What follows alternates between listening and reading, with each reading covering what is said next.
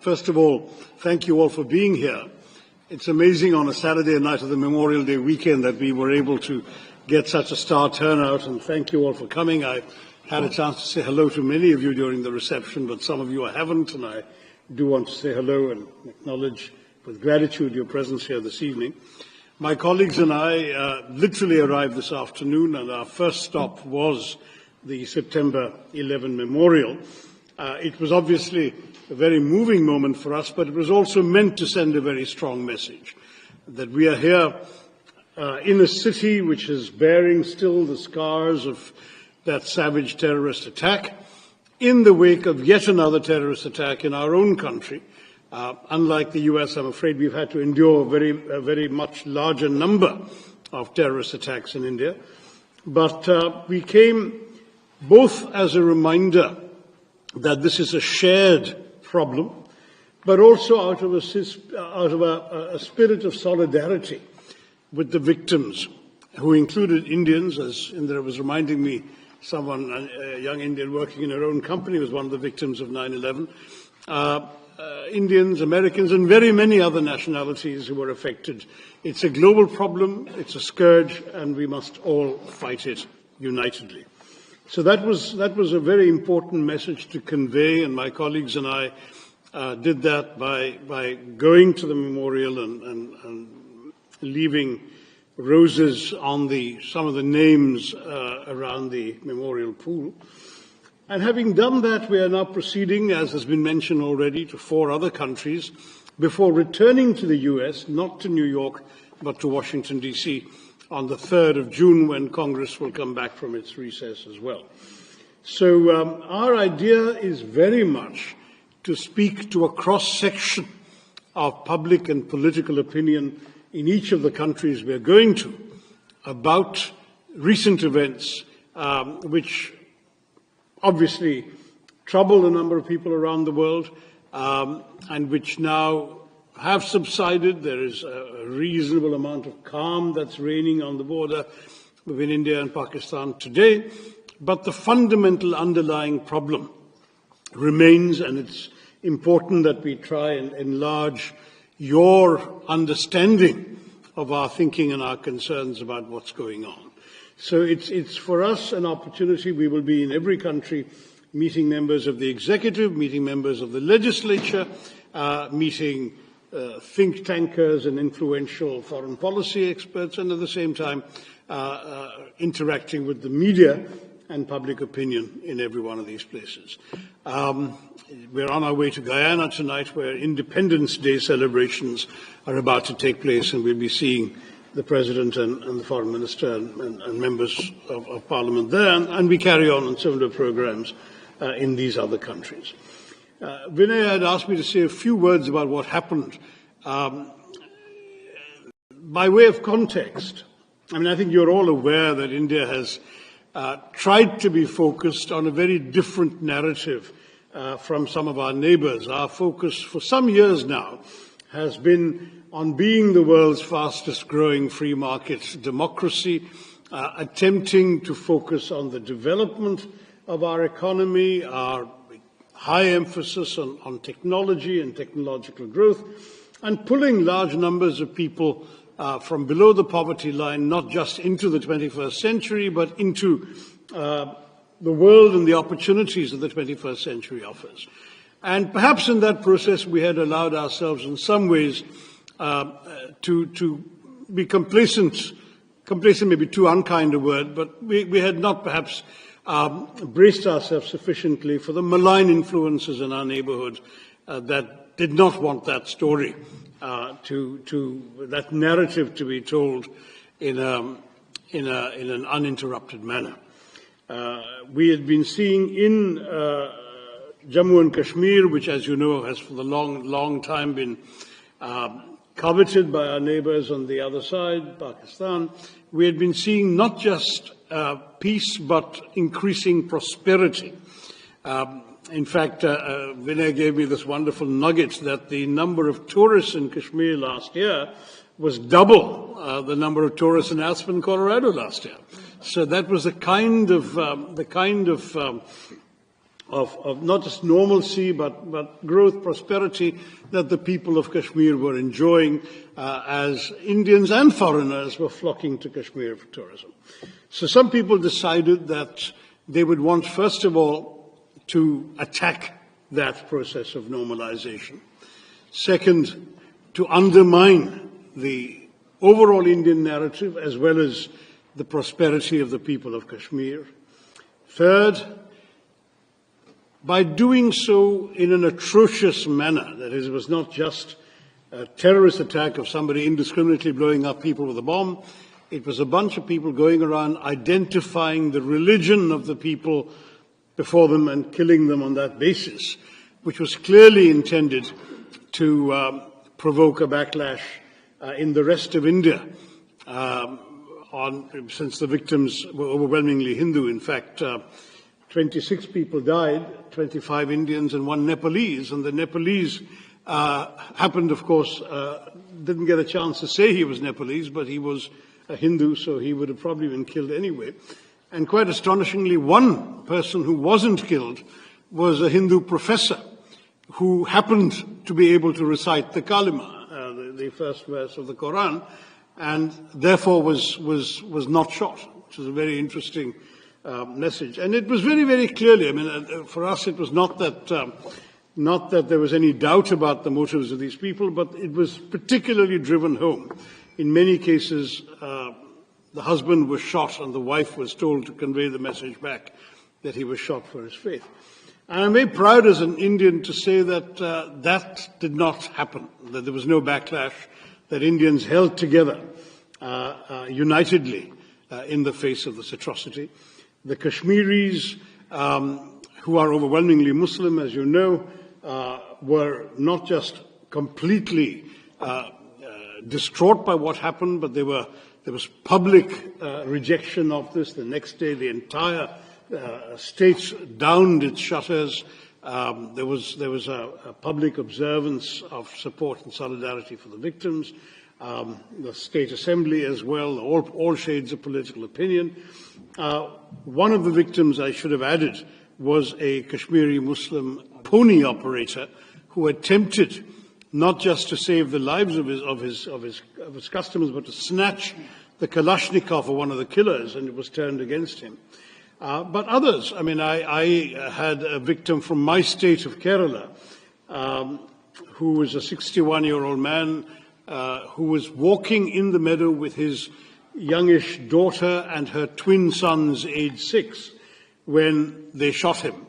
And I went to his home and called on his widow and his daughter and grandchildren. And it was very, very moving when this girl said that though she lost her father that day, she found 2 brothers.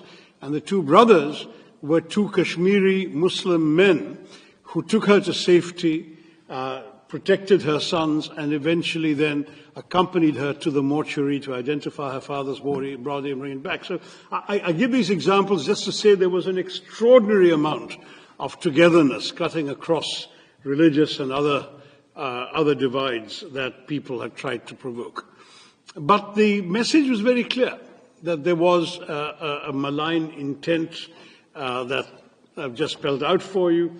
And India, sadly, had no reason to doubt where it came from, because within 1 hour of the atrocity, a group called the Resistance Front had claimed credit. The Resistance Front was known for some years to be a frontal organization of the banned, proscribed Lashkar-e-Taiba, which is on the US designated terror list as well as the UN sanctions committees. And India had gone to the UN Sanctions Committee with information about the Resistance Front in 2023 and in 24, and now sadly it had acted in 25. They repeated their claim the next day until, of course, global condemnation, I think, woke their handlers up to the dangers as represented, and then they deleted their claim on the 3rd day. But by then, the claim had been made, recorded, registered, and reported. And for us, therefore, the culpability lay not just with the 5 4 or 5, we're not 100% sure, evil killers who came to Pahalgam and did this atrocity, but also with those who had sent them, financed them, equipped them, trained them, guided them into doing this. And since we knew where Lashkar-e-Toiba is headquartered, it has its not just a safe haven, but a rather generous 200-acre campus in a city in the heartland of Pakistani Punjab. We also knew where the responsibility lay. Sadly, Pakistan chose to follow its usual path of denial.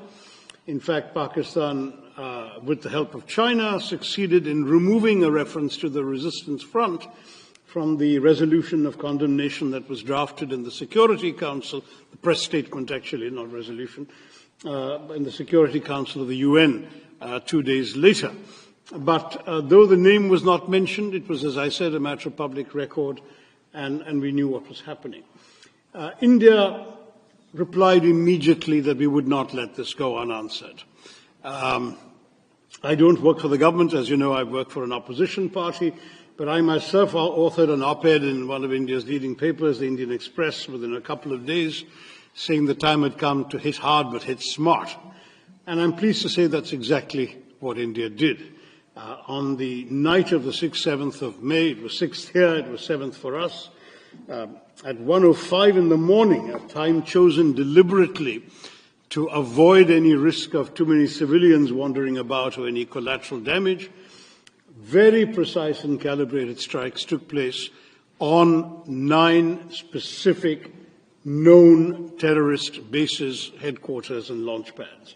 Those included those of the Lashkar-e-Toiba in a place called Muridke, those of the Jaish-e-Mohammed, the organization that is responsible, amongst other things, for the murder of Daniel Pearl, some of you knew in New York, and others, Jaish-e-Mohammed in Bahawalpur, and in Muzaffarabad, which is in Pakistan, the Pakistani-occupied part of Kashmir, there were no less than 3 different terror organizations which had their bases there, Harkatul Ansar, Harkatul Mujahideen, others. And so India sent a clear message, number one, that it was not going to take terror lying down, it would answer, but equally that by delivering very precisely calculated, calibrated strikes on very specific targets, it was also sending a message that this was not meant to be the opening salvo in a protracted war, but just an act of retribution,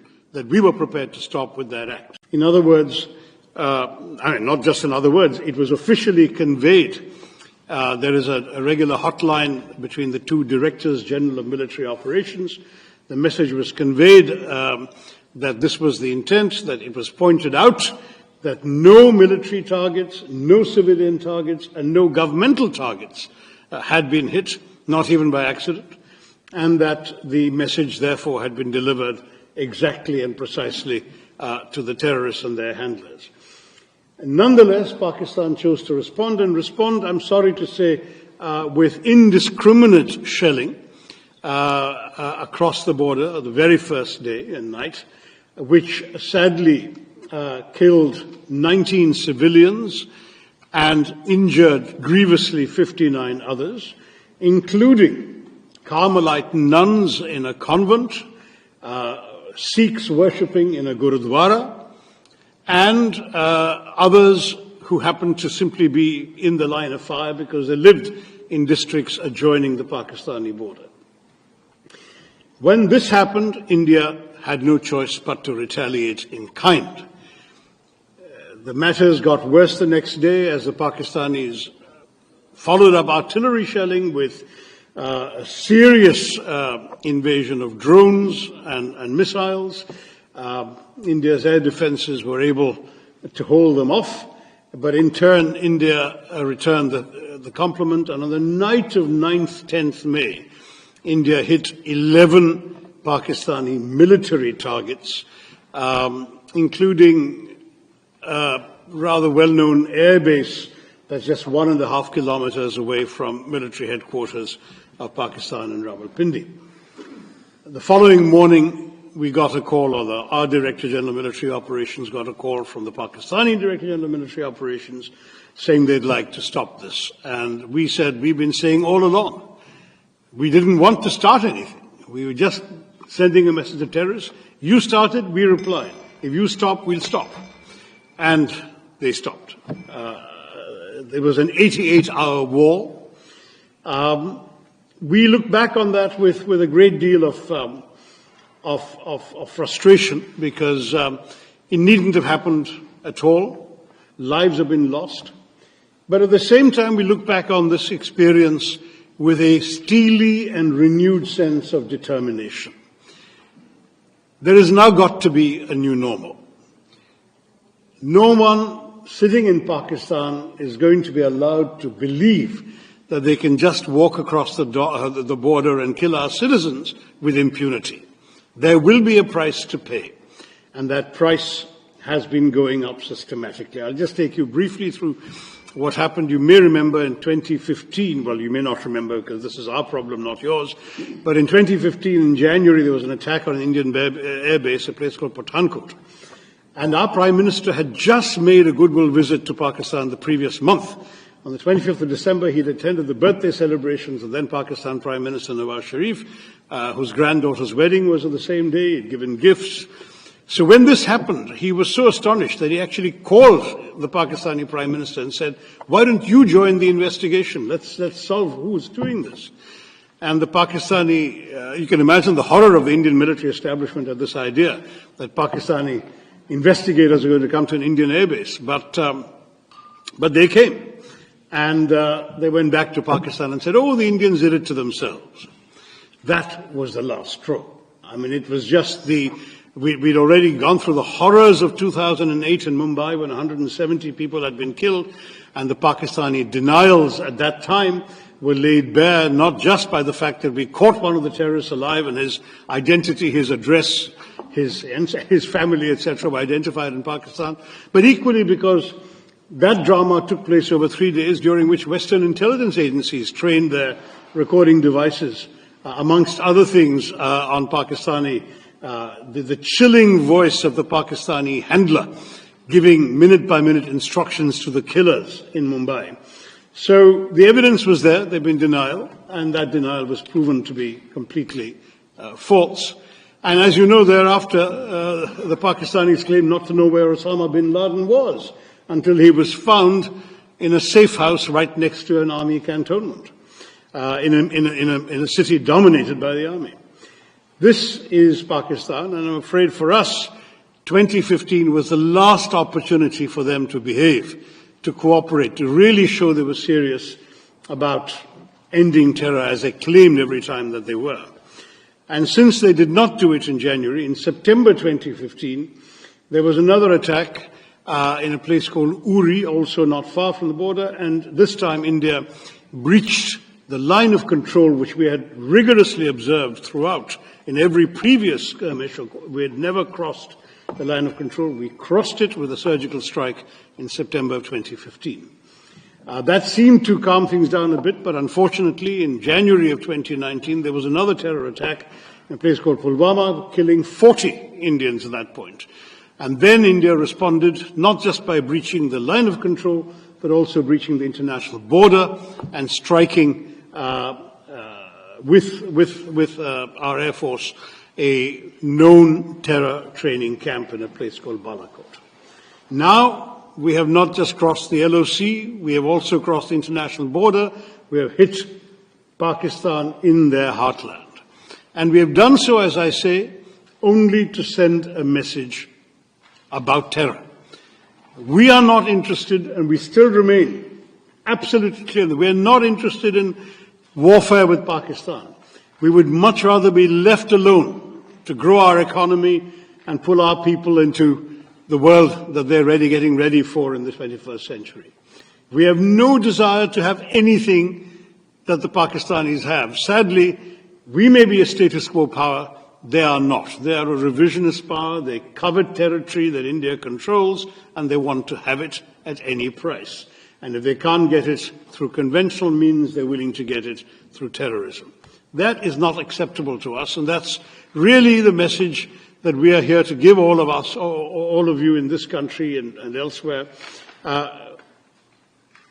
We are determined now that there's got to be a new bottom line to this.